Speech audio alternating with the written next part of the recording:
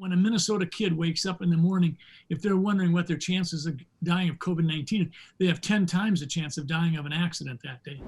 Get ready to enter the Thrivetime Show. We started from the bottom, now we hit. We started from the bottom and we'll show you how to get here. Started from the bottom, now we hit. We started from the bottom, now we hit.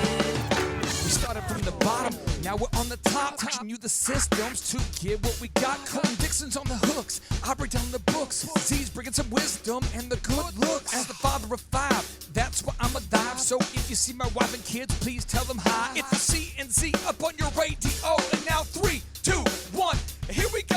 We started from the bottom, now we hit. We started from the bottom and we'll show you how to get. Yes, yes, yes, and yes, Thrive Nation. We are in the air everywhere. And on today's show, we've tricked a man to be on today's show. This man, he's a doctor, he's a senator, and he thinks that this is a high-quality show.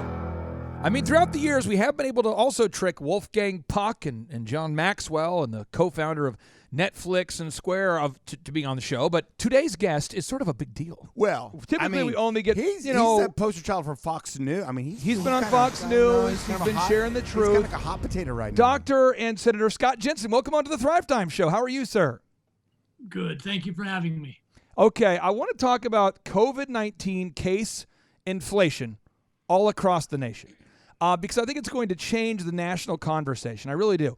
Tell us how the number of COVID-19 cases are being inflated. Well, I think we have to look at both sides of it. First off, if we're going to look at the cases and not deaths, I think it's fair to say that for every laboratory confirmed case, we know that there's another group of people out there that have it, but haven't been laboratory confirmed for whatever reason. Sometimes the testing, they reveal false negatives. I think some studies have indicated that for every laboratory confirmed case, we might have another 10 that are not confirmed that are out there. That's what brings the case fatality rate down so much. And the reason that's critically important is because the case fatality rate is what informs so many public policy decisions. Now, where it gets sticky and muddy is when we talk about an inflation of COVID-19 death count, because that's where the big ticket item is. That's where you've got various states saying, we're the ones who are bearing the brunt of this pandemic. And so rather than letting every state get a predetermined allocation of federal dollars, we should get more. We saw that happen with New York State and New Jersey, where after they had gotten hit so hard in April, May, they were making it clear that they thought that those two states, because they had borne so much of the burden of the COVID-19, they should be getting a larger allocation. Because if you looked at how many dollars they were receiving per COVID-19 case, they were getting about $12,000 per case. And in Minnesota, we were getting about $300,000 per case because we were having so few COVID-19. So I think we've seen around the nation, states like Pennsylvania reducing their COVID-19 cases by 200 because the coroners pushed back and said, these aren't COVID-19 deaths. Colorado, the same thing. Kentucky, the same thing. Texas, the same thing. We saw New York go the other way, where New York said, well, we've had a larger number of deaths during this time frame than we've had in the previous 3 years. Therefore, that difference must have been due to COVID-19 cases that wasn't picked up. And they moved 3,700 people into their COVID-19 death count in one day, increasing their number from 7,000 to 10,700. Folks, listen to what Senator Scott Jensen just said. I'm going to play back for you the audio of what he just said, and think about the profundity of what he just said. It wasn't picked up. And they moved 3,700 people into their COVID-19 death count in one day. Let me slow it down so you can hear the profound. It wasn't picked up. And they moved 3,700 people into their COVID-19 death count in one day. Wow. Now you, it's interesting when you have doctors who get involved in politics. One, I don't know why you'd make that poor life choice, but I'm glad you did. But Dr. and Senator Rand Paul publicly came out and said, hey, I had COVID-19. I had the coronavirus. He said that he survived it, and see, he's alive, so we know he did. Well, apparently. And he said, though, he came out and said that the facts now show that kids are more likely The kids have a 1 in a million chance of dying from COVID-19. The kids have a 1 in a million chance of dying from COVID-19. Is that accurate, sir? Is that accurate that that's how deadly the COVID-19 virus is for kids? I couldn't speak to 1 in a million. I can say this, that when a Minnesota kid wakes up in the morning, if they're wondering what their chances of dying of COVID-19, they have 10 times the chance of dying of an accident that day. Wow. I figured that out statistically. They have 10 times the likelihood of dying of an accident, whether it be a meteor hitting them in the back of the head or being in a car accident. But they have a greater than 10 times chance of dying of something other than COVID-19. So you're telling me there's a chance? So we know for a fact that the number of COVID-related deaths are being inflated. That's a fact, sir. Is that correct?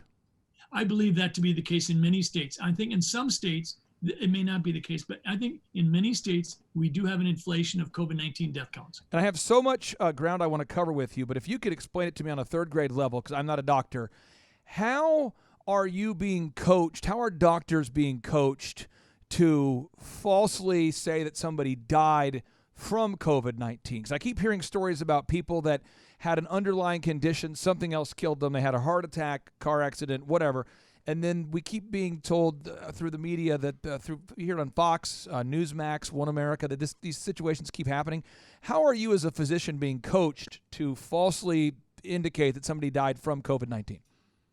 I don't think we are being coached to falsely document a COVID-19 death when it hasn't happened. What happened on April 3rd was I received a communication from the Minnesota Department of Health, and it linked to a CDC document. And what it did was it changed the flavor. I felt for the first time in my 35 years of completing death certificates that I was being coached, that I didn't have to necessarily adhere to the same precise sequence of causation that I normally bring to the task of completing a death certificate. Normally, what the CDC tells us to do is look at the initiating event and from there trace the steps that resulted in a patient's demise.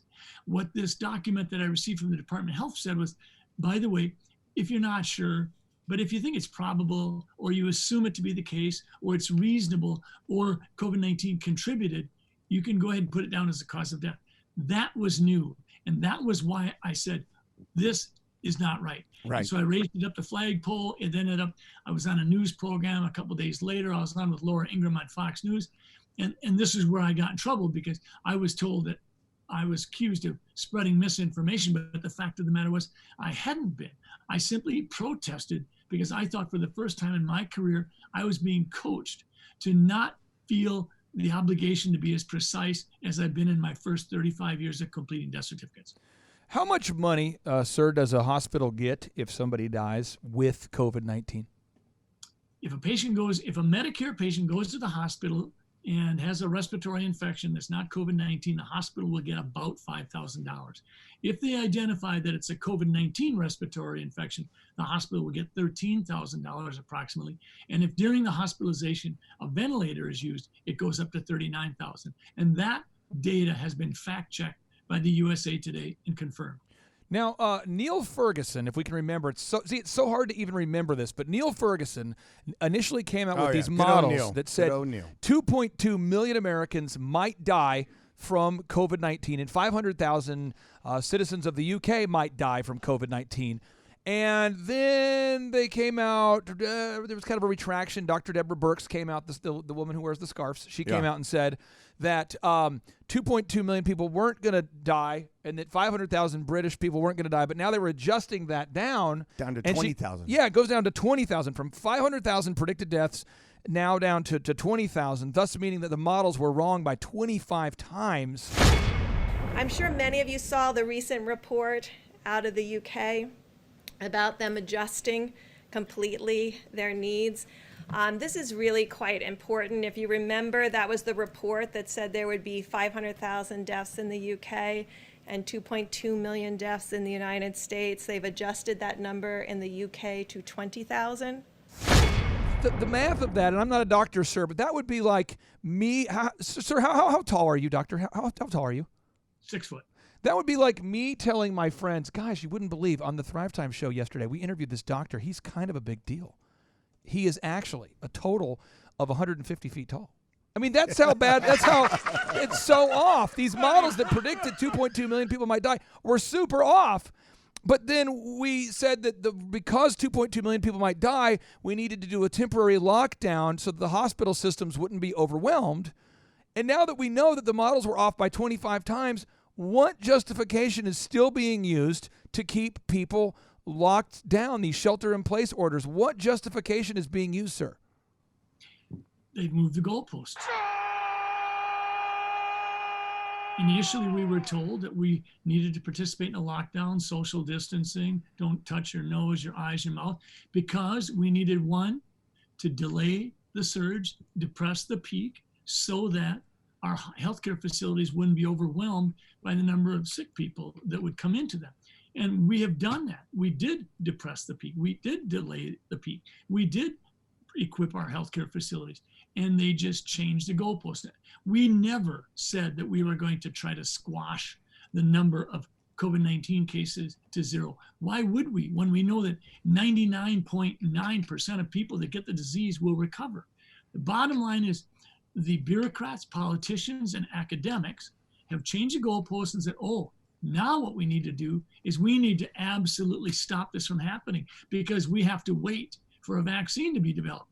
And that notion is not the best place to go because herd immunity is going to be a big part of the solution to this. We have no guarantee that we're going to get a safe, effective vaccine. Now, I believe that this is a great positive thing that our listeners need to know. I think all of our listeners need to know, and feel free to argue with me, but again, because you're a doctor, but I believe we sincerely do have a cure, or at least a treatment for COVID-19, and I believe we have a cure for the fear. I believe that the treatment, we had Dr. Bartlett on the show, and he was talking about a $237 treatment that involved the use of an FDA-approved asthma medication as well as a nebulizer. We've also had hydroxychloroquine studies that there's all sorts of data coming out, and every time a doctor comes out and says, look, I've treated my patients, and none of them have died. We just had this week, one of my clients, Marty, his family member was treated with hydroxychloroquine. They didn't die. Why are all of the doctors being censored every time they're sharing about a successful treatment of COVID-19? Why is that happening, sir? We've never practiced medicine by national discussion, and that's what we're doing here. If you go back and look at the Legionnaires phenomenon in Philadelphia, we didn't take on this discussion on a national level with Dr. Fauci having a press conference and saying this and this, and then Dr. Birx saying this, and then every physician, you stick a microphone in front of their face, they say something different. What we did was we looked at all of the potential, if you will, treatments, and physicians talked with one another. They talked with their patients. I mean, right now, we know that we have the possibility that hydroxychloroquine might help some. Budesonide, as per Dr. Bartlett, could help some. Dexamethasone could help some folks. We know that for some folks, remdesivir might be able to help. We looked at Tamiflu. We're going to continue to look at these things. Low flow oxygen versus the high powered ventilator. We need to be able to have these kind of intellectual discussions, and we need to let patients and physicians talk things through and decide, is this something you'd like to try? But what we've done is it's become such a political hot potato that we have physicians who are tearing into other physicians saying, you don't get to have that conversation with your patients because you aren't as smart as I am on this given issue. And so we've just really muffed the whole thing. Now, Dr. Fauci, Newsweek reported, and I'm citing all of this, but Newsweek reported, it'll be on the show notes, but Dr. Fauci funded the controversial Wuhan lab with millions of U.S. dollars. That's Newsweek reporting. That's not tinfoilhat.com. That's not rightwing.com. That's not clayclark.com. We also know that on the Gates Foundation website, we know that Dr. Fauci has been working closely with the Bill and Melinda Gates Foundation, where he is listed as a member of the Leadership Council, whatever that is. Do you see a conflict of interest there when Dr. Fauci is working closely with people like Bill Gates who are developing vaccines, and he's the one telling everybody that there is no acceptable treatment other than vaccines? Do you see a conflict of interest? Conflict of interest for me is something that's a pretty serious charge, and I think I'd have to look at financial strings. And I don't know that Dr. Fauci has said that the only solution is going to be the vaccine. Certainly he has endorsed and pushed it, but if you go back to his comments in March, he made the comment that there's never been a successful vaccine put together in less than 12 to 18 months. Do I think that Dr. Fauci could have used more discretion in some of his comments? Yes. Do I know if he's going to financially benefit if the only answer ends up being a vaccine? No, I don't. Okay, how about this? The National Institute of Health recently fired 54 doctors all at the same time for failing to disclose their financial connections to the Chinese.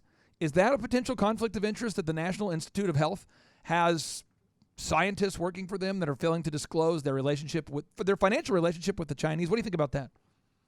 I do think that's a conflict of interest, and I think transparency and full disclosure should take place here. And I have had concerns even as I look at Gilead with its product remdesivir, and then we see Gilead having a real vested interest in hoping that hydroxychloroquine is not accepted as a treatment, because if Gilead's remdesivir is the only potential treatment on the blocks, that's great for Gilead's stock price. And so I think that we need to be very careful about that, especially when we start to look at the high-handed censorship that was going on last week, when you had physicians who are using hydroxychloroquine simply coming forth trying to share their story, which did result in a contrarian narrative being put out on social media. Gilead, by the way, is financed by the Bill and Melinda Gates Foundation, also in conjunction with George Soros. So George Soros, there we go. So Dr. Z, we're only going to have a Dr. Senator here for about 25 minutes. So I wanted to get all my bad questions out of the way. Because you're a doctor, you'll have smart questions now. So you go ahead, feel free to ask him some real questions Dr. now that Light. I've thrown some pretty weak questions in there. So. Well, I mean, it's exciting. I tell you what, when you have a patient, how much are you doctoring versus senatoring? What's your life look like up there? I'm a full-time physician, and I probably, in a given year, in terms of work units, I probably see or do about 150%. So I probably do 1.5 practices, and then I'm in the legislature probably about, I'm going to guess somewhere around maybe 700 to 1,000 hours a year. Now, how many COVID patients have you personally treated? 25.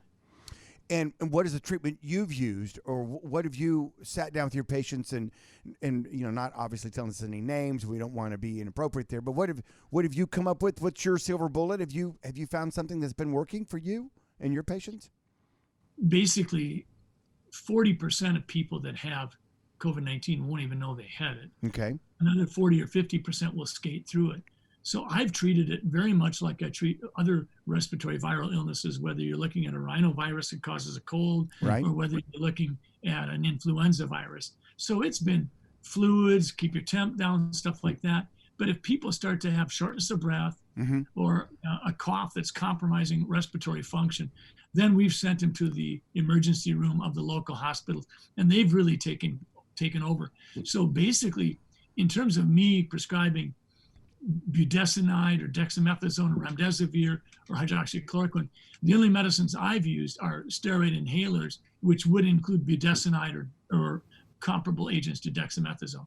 So you have done that, and of your patients that have gone to the emergency room, what are they doing there? What is your local emergency rooms doing for those patients? Do you know? Well, most of the time they're making an evaluation as to whether or not the patient needs to be admitted. And if the patient's admitted, then they, in that process, decide whether or not the patient needs to be in the ICU. If the patient's in the ICU, I've had a couple of patients transferred to hospitals where they could be put on ventilators if needed. I think that I've had probably 2 patients put on ventilators and they both recovered. I had one patient that was not put on a ventilator. He refused and he's recovered. I think oftentimes it's supportive care where people are being put on a bed on a medical floor and provided IV fluids, potentially IV antibiotics for a superimposed pneumonia, and close monitoring. Now, I have a final question that I would like to ask, and then Zeke can one-up me here. But, okay.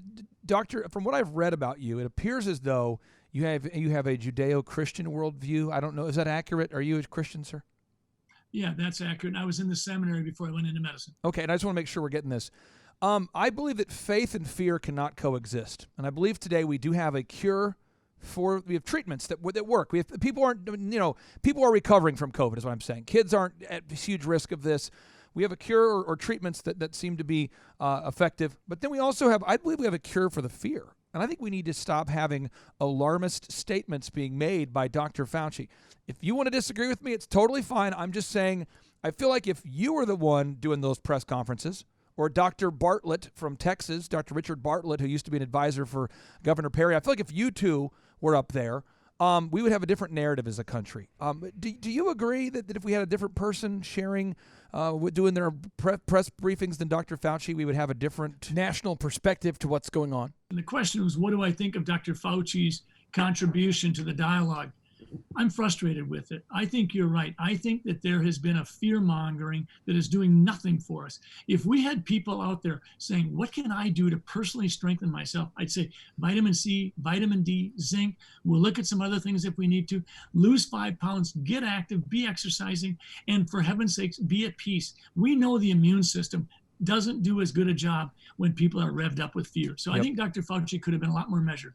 Sir, I've been praying for you, and I'm so honored we got a chance to talk to you because you've been taking a lot of heat for standing up for what's right, and it's absolutely just an answer to a prayer that we've had you on the show, and I hope all of our listeners pray for you as well. Is there a website people can go to learn more about you, sir? If they just go to Facebook, Senator Scott Jensen on Facebook, they can see my videos. I'm not really big into doing websites. I'm sort of naive when it comes to social media, but I'm learning quite a bit. Yeah, no, bet you have. Now, Dr. Z, final question, then we'll let him get back to treating patients and helping get America reopened again.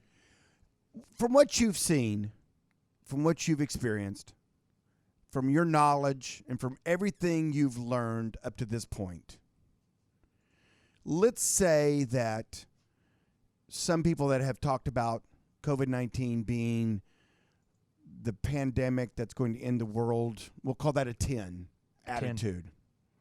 To guys like me that say, it's this year's flu bug, do flu maintenance like you do every year, wash your hands, don't be an idiot, don't eat glass. Don't lick flagpoles. Don't run with scissors. The same thing we say every year. And we'll call that a 0. In other words, people, where would you, in your personal opinion, on the fearometer, place this virus on that spectrum? I would put it as a 5. I think it's a clear, real disease. We know that there are vulnerable populations out there that it's heartbreaking for those populations. Yes. But I think the fact that the population from 0 to 40 is so virtually completely spared is extremely good news. I think we can get the kids back into school.